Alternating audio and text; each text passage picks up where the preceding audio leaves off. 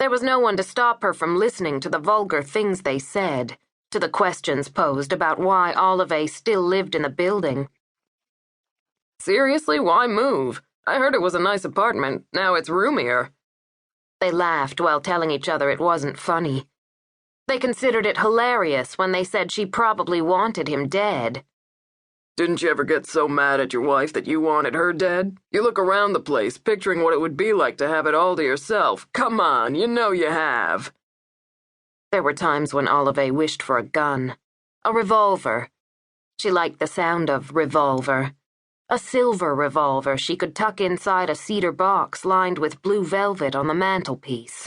A revolver to take out every now and then and point at the TV like Elvis Presley had, only she wouldn't shoot the screen. She didn't think she would. Everyone knew major life decisions should not be made in the first year of grief. This seemed the only advice she could follow without trying. The man on the motorcycle. Who was he? Where was he? Let's talk about that. Everyone wanted to break that story. Break it right in half. We are counting on the public for leads, the police kept saying. The rider's face had remained hidden inside the bulk and glare of his helmet. Someone out there knows something, and we're hoping that the $50,000 reward will encourage him or her to come forward. No one came forward. Everyone came forward, mostly to each other. I wouldn't be surprised if it was my neighbor, the reckless guy with the motorcycle, my brother, my stepfather, my ex-boyfriend. It was not my son.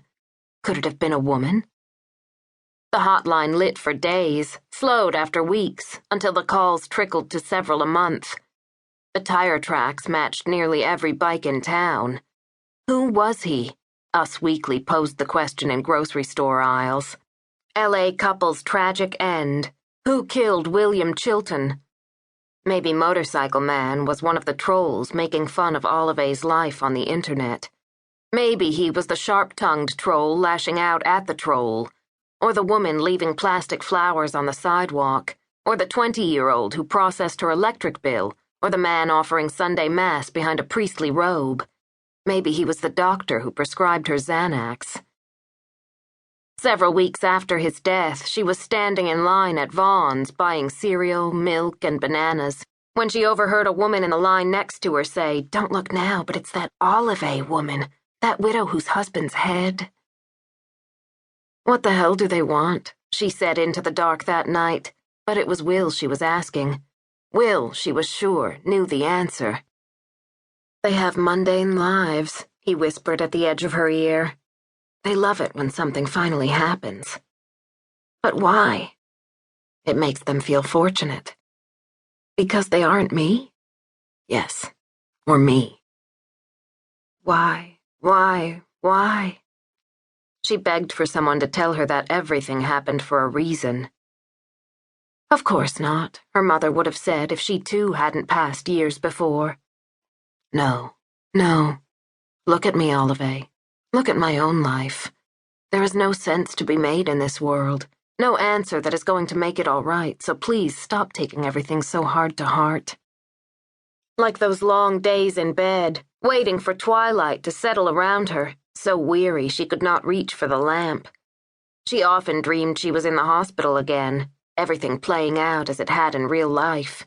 A doctor stalling to explain how Will was already dead. DOA. The hissing, staticky shot of white light around her eyes, the pale blue chairs spinning as she cried out, a social worker pulling her by the elbow to a cold, green room, where she shut the door and told Olivay that people in shock behave in ways very different from what the situation calls for. She said Olivay should stop, just stop, and try really hard to think.